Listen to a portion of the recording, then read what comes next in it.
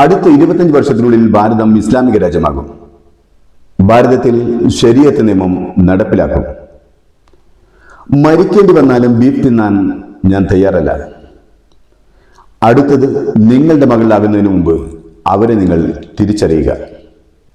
കേരളത്തിനപ്പുറത്തേക്ക് കേരളത്തെ മോശമായി കഥ പറയുന്ന Kerala story second goes beyond എന്ന സിനിമയിലെ വികാരഭരിതവും പ്രകോപനപരവുമായ വാക്കുകളാണിത്.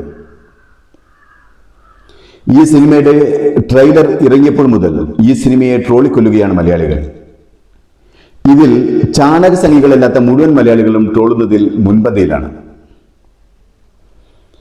ഒരു പെൺകുട്ടിയെ മുസ്ലിം മതഭ്രാന്തന്മാർ ബീഫ് തീറ്റിക്കുന്ന ഭീകര രംഗമാണ് ചിത്രത്തിലെ ഹൈലൈറ്റ്.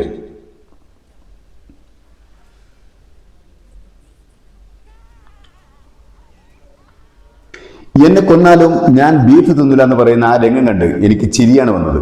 കാരണം 3 പേരുള്ള ഒരു കുടുംബത്തിന് ഒരു നേരത്തെ ബീഫ് കഴിക്കണമെങ്കിൽ 350 രൂപ ചെലവാക്കണം നമ്മുടെ കേരളത്തിൽ. എന്നിട്ടാ വേണ്ടെന്ന് പറയുന്ന ഒരുത്തിയുടെ അണ്ണാക്കിലേക്ക് ബീഫ് കുത്തിക്കയറ്റുന്നത്. നിങ്ങൾ കുളുപ്പുണ്ട സംഖ്യകളെ. കേരളത്തിലേക്ക് നിങ്ങളൊന്ന് വരും. എന്നിട്ട് ഇവിടുത്തെ ഹിന്ദുക്കളും മുസ്ലിങ്ങളും ഒന്നിച്ചിരുന്ന് ബീഫ് തിന്നുന്നത് കണ്ട് തൃപ്തിപ്പെടും. അതോടെ തീരുന്ന പ്രശ്നമേ ഉള്ളൂ നിങ്ങൾക്ക്. കേരളമടക്കം വടക്കൻ ഇന്ത്യയിലെ 2 സംസ്ഥാനങ്ങളിലെ 3 പെൺകുട്ടികളെയാണ് കഥ പറയാൻ തിരഞ്ഞെടുത്തിരിക്കുന്നത്. IAS പഠനം പൂർത്തിയാക്കി രാജ്യത്തിന് വേണ്ടി ക്രിയാത്മകമായി വല്ലതും ചെയ്യണമെന്ന് ആഗ്രഹിച്ച കേരളക്കാരി സുരേഖ നായർ. അടുത്തത് മധ്യപ്രദേശിൽ നിന്നുള്ള നേഹ സന്ത്. ഇവർക്കും ഉണ്ടായിരുന്നു വലിയൊരാഗ്രഹം.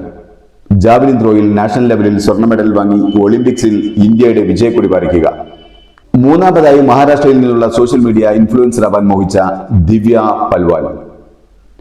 ഇവരെ 3 പേരെയും മുസ്ലിം ചെറുപ്പക്കാർ ലവ് ജിഹാദിൽ കുടുക്കി അവരുടെ ജീവിതവും സ്വപ്നങ്ങളും നശിപ്പിക്കുകയാണ് കഥ. എന്നാൽ ഈ സിനിമയുടെ പേര് കേരള സ്റ്റോറി എന്നാണെങ്കിലും പശ്ചാത്തലം കേരളമല്ല. ചിത്രത്തിന്റെ അണിയറ ശില്പികൾക്ക് കേരളത്തിന്റെ വാസന പോലും കിട്ടിയിട്ടില്ല.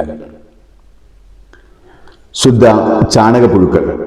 നിർമ്മാതാവ് വിപുൽ അമൃതലാൽ ഷാ. ഗുജറാത്ത് പശ്ചാത്തലമുള്ള സംഗീ. ഇയാൾ തന്നെയാണ് ഈ സിനിമയുടെ കഥയുടെ രചന നടത്തിയിരിക്കുന്നത്. സംവിധാനം മറ്റൊരു ഗോമൂത്രം കാമാഖ്യ നാരായൺ സിംഗ്. ഗാനരചയിതാവ് ഊപ്പിക്കാരനായ മനോജ് മുന്താഷിർ. ചുരുക്കത്തിൽ ചാണകവും ഗോമൂത്രവും എല്ലാം ചേർന്നാണ് ഈ സിനിമ നിർമ്മിച്ചിരിക്കുന്നത്. ഈ സിനിമ നിർമ്മിച്ചിരിക്കുന്നതിന് പിന്നിൽ ഒരൊറ്റ ലക്ഷ്യമേ ഉള്ളൂ: ഹിന്ദു മുസ്ലിം വർഗീയത പറഞ്ഞ് ജനങ്ങളെ തമ്മിൽ തലിക്കുക.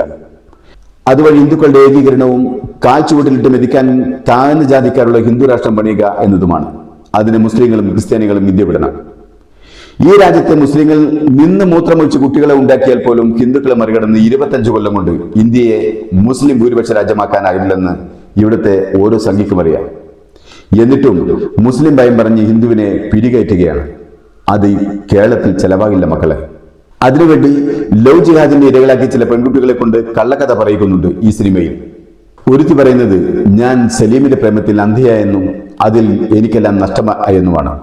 മറ്റൊരുത്തി പറയുന്നത് ഫൈസാൻ വിവാഹം ചെയ്തതോടെ എന്റെ ജീവിതം താറുമാറായെന്നാണ്.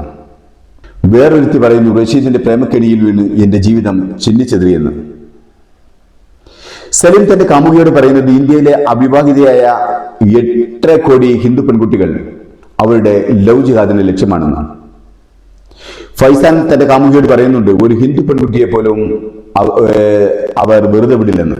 എല്ലാവരെയും അവർ മതം മാറ്റുമെന്ന്. അതാണ് അവരുടെ ദൗത്യമെന്ന്. റഷീദ് പറയുന്നു ഏതൊരു സ്ഫോടനത്തെക്കാളും ശക്തമായിട്ടുള്ളത് പ്രണയബോംബാണെന്നാണ്. അതിനേക്കാൾ ശക്തമായി മറ്റൊന്നില്ലെന്നാണ്.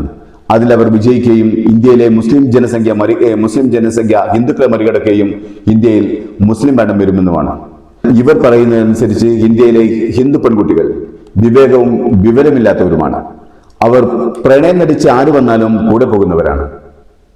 എന്നാൽ ഞാൻ പറയുന്നു കേരളത്തിലെ ഹിന്ദു പെൺകുട്ടികൾ വിവരമുള്ളവരും ആത്മാഭിമാനമുള്ളവരും അന്തസ്സുള്ളവരുമാണ്. അവരാര് വന്ന് വിളിച്ചാലും കൂടെ പോകുന്നവരല്ലെന്ന്. പിന്നെ കൂടെ പോകുന്നവരുണ്ട്. അത് പ്രണയത്തെ ഭ്രാന്തമായി സ്നേഹിക്കുന്നവരാണ്. അതിൽ സംഘി പെൺകുട്ടികളും ഉണ്ടാകും. മുസ്ലിമും ക്രിസ്ത്യനും ഹിന്ദുവും ഉണ്ടാകും. അവരെ ആർക്കും തിരുത്താനും കഴിയില്ല. പക്ഷെ ഒന്ന് നിങ്ങൾ ഓർക്കണം, നിങ്ങൾ മുസ്ലിം ഭയം കുത്തി നിറക്കാൻ ശ്രമിക്കുന്ന ഹിന്ദു കുട്ടികൾ അറിയാതെ മുസ്ലിം മതത്തെ സ്നേഹിക്കാൻ ഇതുകൊണ്ട് സാധിക്കും. ഈ കേരള സ്റ്റോറിയേക്കാൾ നിങ്ങൾക്ക് മെച്ചം കിട്ടുക സ്വന്തം മതത്തെ നേരാമണ്ണം അതിന്റെ വിശ്വാസികളിലേക്ക് എത്തിച്ചു കൊടുക്കാൻ ശ്രമിക്കുക എന്നതാണ്. അവരെ നന്നായി മതം പഠിപ്പിക്കുക എന്നതാണ്.